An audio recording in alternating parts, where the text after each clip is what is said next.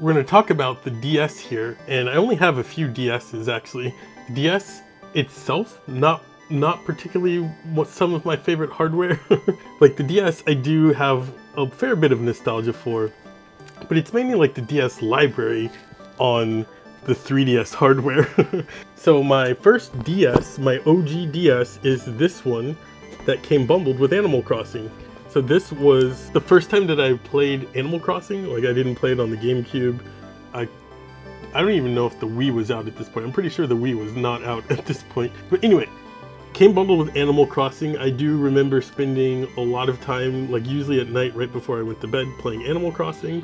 At the time, I didn't really know what I was doing in Animal Crossing, so I would just kind of just wander around, dig some holes, kind of bump into some trees, and then talk to NPCs. But it was still enough. Like, it kept me entertained, and I liked it. Next one, DS Lite. I picked this one up because it was a new one. That's pretty much it.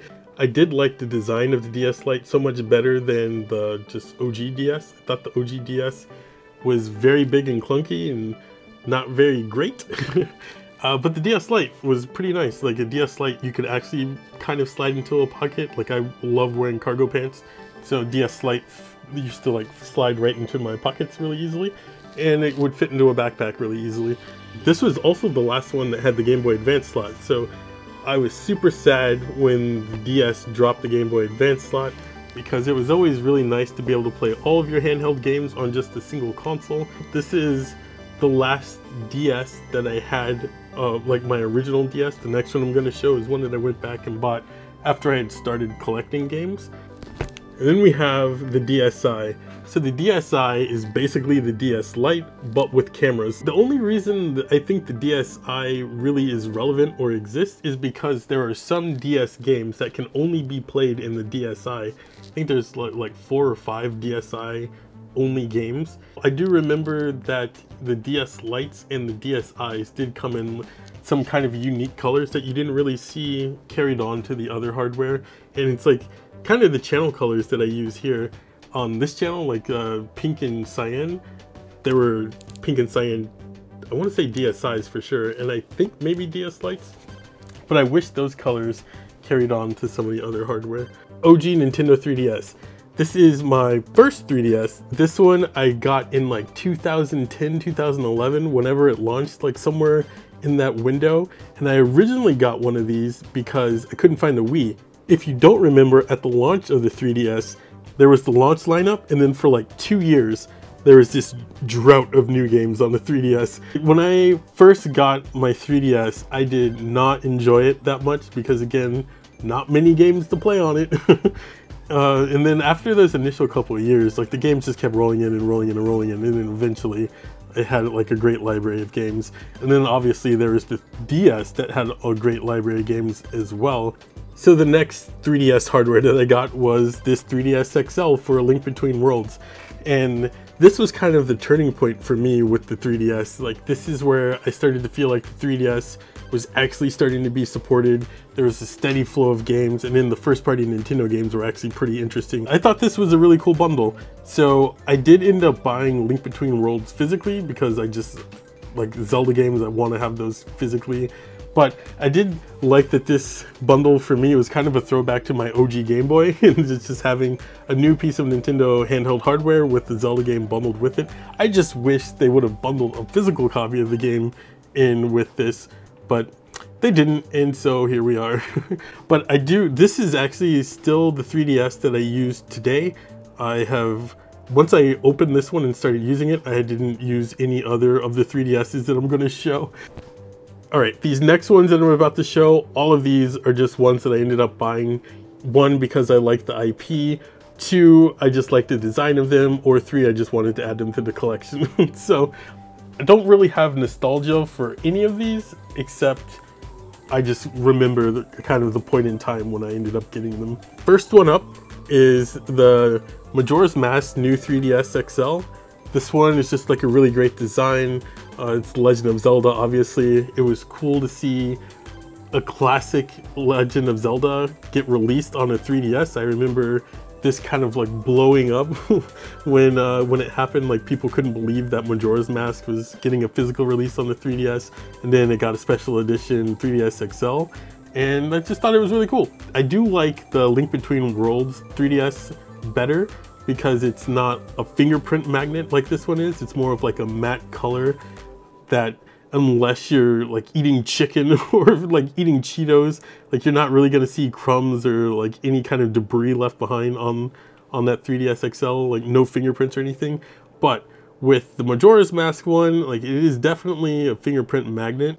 Next one is the Hyrule Edition new 3DS XL. This is basically a reskin of the Majora's Mask new 3DS XL, except it has the Hyrule crest on it. Again, it's like the same complaints that I have for the Majora's Mask new 3DS XL, is that the kind of gloss that's on the top here with like the gold is a fingerprint magnet. And so if you're actually like touching this one, I feel like you're gonna have to like rub it down a lot, and like every time you use it, basically clean it after you use it, unless you just want it to just look disgusting a lot, which would bother me greatly. And so I keep to the Link Between Worlds 3DS XL because, again, it takes a lot for stuff to show up on that one. Next one we have here was the Black Friday new 3DS, and this one I want to say I kind of remember it being exclusive to Walmart, at least in North America, or at least in the United States. I feel like I remember it being exclusive to Walmart. And there was a black one and a white one. I really wanted the black one, but these things like sold out almost immediately because they were only $100, and there was only one Walmart in my area that had them. The thing that I really liked about the new 3DSs, more so than like any of the other 3DS, 2DSs, was that it had removable plates. So like you could buy any number of third-party plates or even like official first-party Nintendo plates and replace the top cover of the new 3DS with whatever plates that you want. Next one up is Pikachu Edition new 3DS XL. Love Pikachu, love Pokemon, love 3DSs. I mean, 3S's pretty much say buy the damn thing. I do appreciate that this one is not like the Majora's Mask or Hyrule Edition new 3DS XLs, because this one is more like the Link Between Worlds one, where it's just kind of like a matte color and not a fingerprint magnet. And so you can touch it and stuff, and it's not gonna get all greasy and nasty and stuff. Next up is the Retro NES 3DS. This is not the new 3DS, but just the normal 3DS.